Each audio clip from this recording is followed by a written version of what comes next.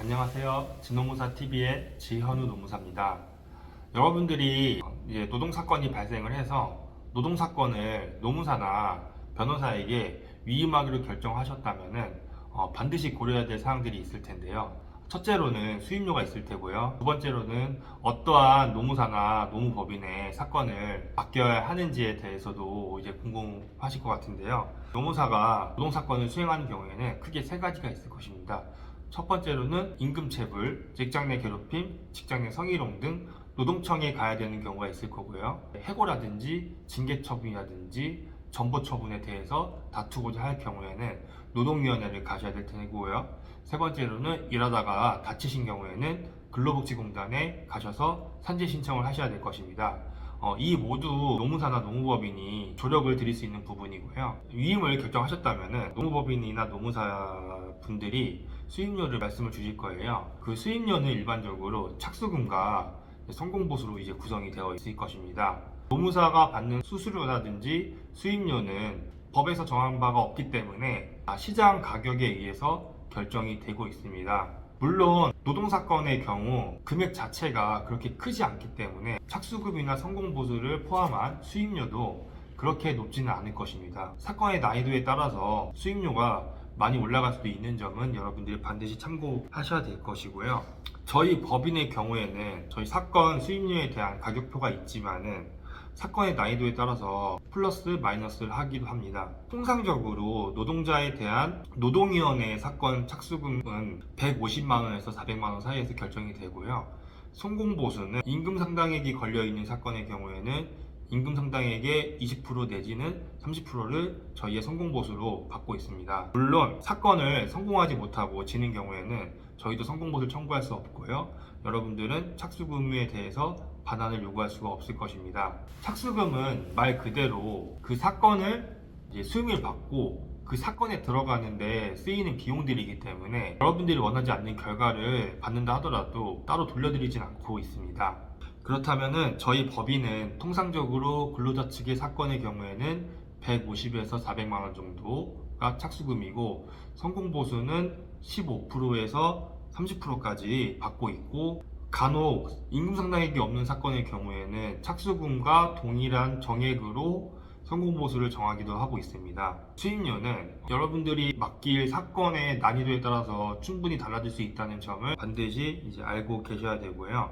저는 노무사에게 사건을 위임하지 않는다 하더라도 간단한 상담 정도는 추천드리는데요. 그 이유는 간단한 상담으로도 여러분들이 써야 될 이유서라든지 진정서라든지 이런 거에 대해서 상당히 큰 도움을 받을 수 있기 때문에 보통 상담료가 5만원에서 10만원, 많게는 15에서 20만원까지도 가기도 하지만은 그러한 상담료는 좀 아끼지 않았으면 하는 마음입니다. 간혹가다 여러분들이 스스로 판단해서 인터넷에 떠돌아다니는 정보들을 취합을 해서 사건을 스스로 이제 진행을 했는데 사건의 결과가 좋지 않은 상태에서 저희 법인으로 오는 경우도 상당히 많은데요. 사건이 저희는 한번 망가졌다고 표현을 하는데 사건이 한번 망가진 경우 그 망가진 사건을 다시 해결하기 위해서는 2배, 3배의 노력이 필요하고 실제로 그 결과가 뒤집어지는 경우도 흔하지 않습니다. 그렇기 때문에 저는 초기에 반드시 전문가와 상담을 받는 것을 추천을 드리고 있습니다. 그리고 정말 양심이 있는 노무사 분이나 노무법인의 경우에는 충분히 여러분들이 혼자 해결할 수 있는 사건의 경우에는 사건을 수임하지 않을 것입니다. 엄청 쉬운 사건이라든지 쟁점이 될 만한 사건이 아님에도 불구하고 과도하게 영업을 하는 경우가 있을 텐데요. 그런 경우는 여러분들이 좀 나름의 판단을 통해서 결정을 하셔야 될 부분인 것 같습니다. 물론 제가 사건을 난이도에 따라서 가격이 달라진다 했지만은 쉬운 사건은 세상에 존재하지 않습니다. 의뢰인들은 노무사님 이 사건은 간단한 사건 아닌가요? 이렇게 의문을 제기할 수 있지만은 제가 지금까지 수많은 사건을 봤을 때 그렇게 말씀하신 사건도 직접 저희가 진행을 했을 때는 쉬운 사건이 단 한 건도 존재하지 않았습니다. 그리고 또 하나는 노동위원회 사건의 경우에는 월 평균 급여가 300만원 이하인 분들을 대상으로 노동위원회에서 국선 노무사를 배정해주고 있습니다. 따라서 월 급여가 300만원이 안 되시는 분들은 노동위원회에 국선 노무사를 신청하시는 것도 여러분들이 효과적으로 권리구제 받는 방법 중에 하나라고 할 수 있을 것입니다. 저는 노무법인이나 노무사를 선택을 하실 때 가장 중요하게 고려해야 될 부분이 해당 그리고 그 사건을 배정받은 노무사의 어떤 경험이라든지 해당 사건에 쟁점이 되는 관련 사례의 경험을 봐야 된다고 생각을 하고 있습니다. 물론 노무사들이 기본적으로 그 사건을 수임받으면 그 사건과 유사한 사례나 판례를 찾아가지고 그것을 많이 인용을 할 것입니다.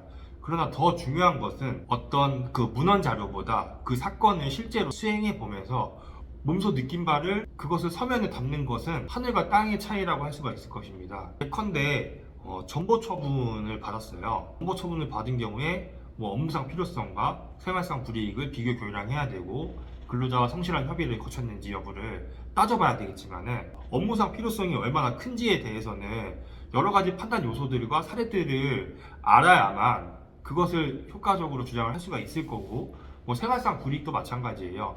생활상 불이익이 어느 정도가 됐을 때 이것이 업무상 필요성보다 과다하다고 판단이 될 수 있는지에 대한 것은 판례로만 해결될 수 있는 게 아닙니다.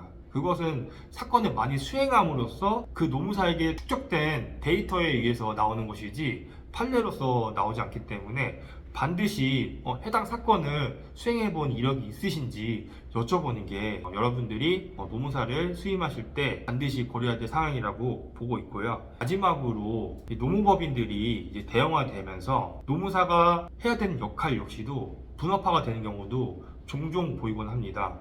예를 들어서 상담을 하는 노무사, 그리고 서면을 작성하는 노무사, 노동위원회라든지 노동청에 출석을 하는 노무사들이 나눠지는 경우가 있습니다. 저는 개인적으로는 사건을 상담을 한 노무사가 모든 것을 끝까지 다 책임질 수 있는 노무법인이나 노무사 사무실을 가실 것을 추천을 드립니다. 심지어 어떤 의뢰인께서는 사건이 지고 나서 저희 법인을 찾아오셨는데 그 사건을 질 때도 노무법인에 사건을 의뢰를 하였습니다. 그 의뢰인께 제가 이전에 노무사님들께서 작성한 서면들을 좀 가져와 달라고 했더니 노무사가 작성한 게 아니고 알고 보니 그 법인에 소속된 사무장이 쓰고 있었던 자료인 겁니다. 제가 그 자료를 봤더니 정말 성의도 없고 판례 법리라든지 어떤 사건의 쟁점에 부합하지 않는 판례들만 또 잔뜩 갖다 놨더라고요.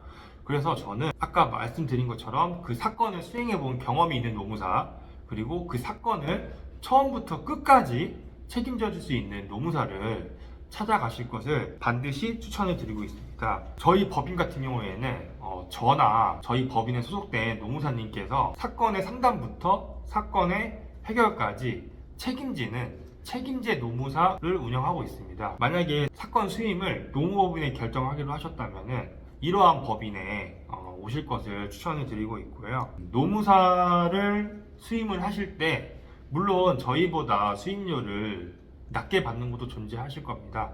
그렇지만 이런 부분만 결정하실 게 아니고 앞서 말씀드린 해당 노무사의 경험, 경력들을 고려하면서 그 노무사가 처음부터 끝까지 모든 것을 다 책임져 주는지 이런 것들을 잘 고려하셔서 여러분들이 효과적으로 효율적으로 노동법상의 권리구제를 받기를 간절히 기원합니다. 영상 봐주셔서 고맙습니다.